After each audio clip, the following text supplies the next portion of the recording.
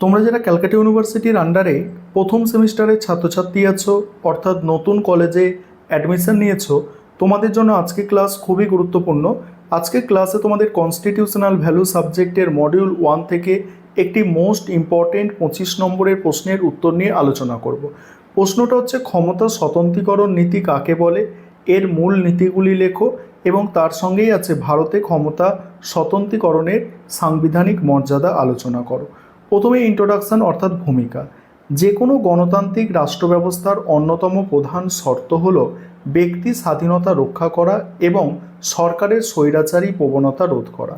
সরকারের ক্ষমতা মূলত তিনটি ভাগে বিভক্ত: আইন প্রণয়ন, শাসন পরিচালনা এবং বিচার সম্পাদন। এই তিনটি ক্ষমতা কিভাবে বিন্যস্ত হবে তার উপর ভিত্তি করেই ক্ষমতা স্বতন্ত্রীকরণ নীতির উদ্ভব ঘটেছে।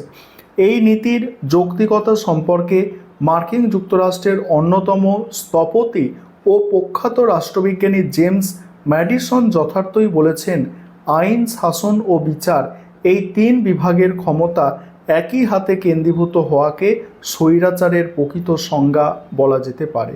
তাই আধুনিক রাষ্ট্রবিজ্ঞানে ক্ষমতার অপব্যবহার রোধের অন্যতম হাতিয়ার হিসাবে এই নীতি গভীরভাবে পাঠিত হয়। এবার হচ্ছে কি, ক্ষমতা স্বতন্ত্রীকরণ নীতি কাকে বলে, এই কনসেপ্টটা একটু বুঝে নাও। ক্ষমতা স্বতন্ত্রীকরণ নীতি বলতে শাসন ব্যবস্থায় এমন এক সাংবিধানিক রূপকে বোঝায় যেখানে সরকারের তিনটি বিভাগ, আইন, শাসন ও বিচার বিভাগ, সম্পূর্ণ স্বাধীনভাবে নিজ নিজ দায়িত্ব পালন করে এবং কেউ কারো কাজে হস্তক্ষেপ করে না। তাহলে এখানে যেটা তোমাদের বুঝতে হবে যে আইন বিভাগের কাজ হচ্ছে আইন তৈরি করা, শাসন বিভাগের কাজ হচ্ছে সেই আইন অনুযায়ী শাসন কার্য পরিচালনা করা এবং বিচার বিভাগের কাজ হচ্ছে বিচার কার্য সম্পাদন করা। এবারে এই তিনটে বিভাগ যাতে সম্পূর্ণ আলাদাভাবে কাজ করতে পারে, স্বাধীনভাবে কেউ কারোর কাজে হস্তক্ষেপ না করে, তাকেই বলা হচ্ছে ক্ষমতা স্বতন্ত্রীকরণ নীতি। আশা করি বোঝাতে পারলাম। এবার কি বলা হচ্ছে, প্রাচীনকালে অ্যারিস্টটল বা সিসেরোর রচনায় এর ইঙ্গিত থাকলেও অষ্টাদশ শতাব্দীতে ফরাসি দার্শনিক মন্তেস্কু তার বিখ্যাত দ্য স্পিরিট অফ লস গ্রন্থে এই নীতির পূর্ণাঙ্গ ও বৈজ্ঞানিক রূপরেখা তুলে ধরেন।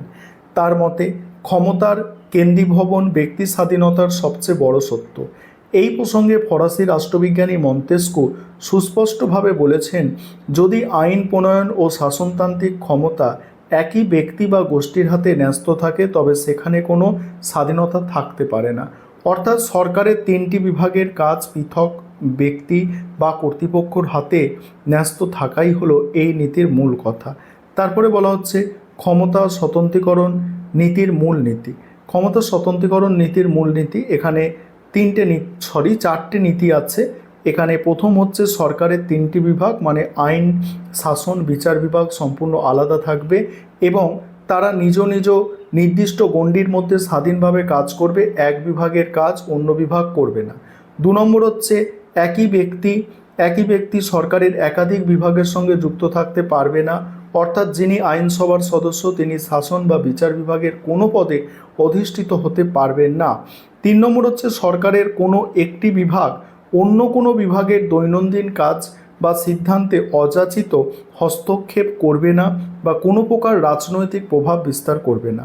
4 নম্বর হচ্ছে প্রতিটি বিভাগ তার নিজস্ব এখতিয়ারের মধ্যে সার্বভৌম থাকবে, কোনো একটি বিভাগ অন্য বিভাগের অধীনস্থ হবে না বা কারোর শ্রেষ্ঠত্ব থাকবে না। এবার কি বলা হচ্ছে, ভারতে ক্ষমতা স্বতন্ত্রীকরণ নীতির সাংবিধানিক মর্যাদা। এই পোর্শনটা এবার তোমরা বুঝে নাও। তবে তার আগে একটা বিষয় তোমাদের বলার আছে, তোমাদের জন্য অনলাইন কোচিং ক্লাস চলছে। তোমরা যদি কেউ পেড ব্যাচে অ্যাডমিশন নিতে ইচ্ছুক থাকো বা আমাদের থেকে পিডিএফ নোট কিনতে চাও তাহলে তোমরা স্ক্রিনে দেওয়া নম্বরে যোগাযোগ করতে পারো। দেখো, মার্কিন যুক্তরাষ্ট্রের সংবিধানে ক্ষমতা স্বতন্ত্রীকরণ নীতি অত্যন্ত কঠোরভাবে প্রয়োগ করা হলেও ভারতে এর আক্ষরিক বা কঠোর প্রয়োগ নেই।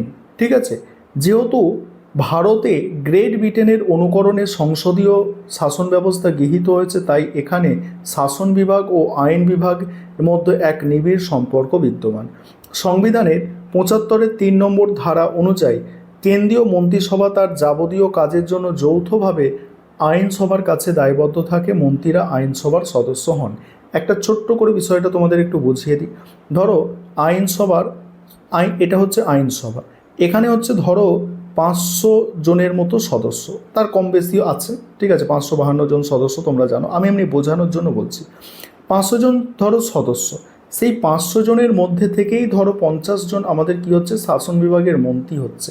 তাহলে এই 50 জন কি তাদের কাজের জন্য এখান থেকে তো গেছে, তারা আইন বিভাগ থেকে গেছে, আইন বিভাগের কাছেই দায়ী থাকবে ভারতের মতো মানে পার্লামেন্টারি ব্যবস্থা যেখানে আছে, কারণ আইন বিভাগ থেকেই শাসন বিভাগে যাচ্ছে।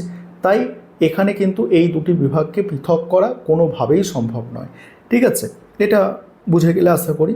তার সত্ত্বেও ভারতীয় সংবিধানে এই নীতির কিছু পরোক্ষ ও গুরুত্বপূর্ণ উপাদান লক্ষ্য করা যায়, যা ক্ষমতার ভারসাম্য বজায় রাখে। সংবিধানের 50 নম্বর ধারায় রাষ্ট্র পরিচালনায় নির্দেশমূলক নীতিতে বলা হয়েছে যে রাষ্ট্র জনপরিষেবার ক্ষেত্রে বিচার বিভাগকে শাসন বিভাগ থেকে পৃথক রাখার জন্য সচেষ্ট হবে। এছাড়া 121 এবং 211 নম্বর ধারা অনুযায়ী সুপ্রিম কোর্ট বা হাইকোর্টের কোনো বিচারপতি কর্তব্য পালন সংক্রান্ত কোনো আচরণ নিয়ে আইনসভার আলোচনা করা যাবে না। অন্যদিকে 122 এবং 212 নম্বর ধারা বলে আইনসভার অভ্যন্তরীণ কার্যপ্রণালীর বৈধতা নিয়ে কোনো আদালত প্রশ্ন তুলতে পারবে না। আবার 361 নম্বর ধারা অনুযায়ী রাষ্ট্রপতি ও রাজ্যপাল তাদের সরকারি কাজের জন্য কোনো আদালতের কাছে জবাবদিহি করতে হয় না। তারপরে কি বলা হচ্ছে দেখো, রাম যাওয়া কাপুর বনাম পাঞ্জাব রাজ্য মামলায় সুপ্রিম কোর্ট স্পষ্ট জানিয়েছে যে ভারতে কঠোর স্বতন্ত্রীকরণ না থাকলেও সরকারের এক বিভাগ অন্য বিভাগের মূল কাজগুলো কখনোই গ্রহণ করতে পারবে না। এবার উপসংহারটা দেখে নাও। এইভাবে প্রশ্নের উত্তর গুছিয়ে লিখতে হবে ভালো নম্বর পাওয়ার জন্য। আবারও বলছি, আমাদের অনলাইন ক্লাস চলছে, তোমরা পেড ব্যাচে অ্যাডমিশন নিতে পারো বা আমাদের থেকে স্টাডি মেটেরিয়াল অর্থাৎ PDF নোটস কিনতে পারো। তার জন্য তোমাদের কিন্তু স্ক্রিনে দেওয়া নম্বরে যোগাযোগ করতে হবে।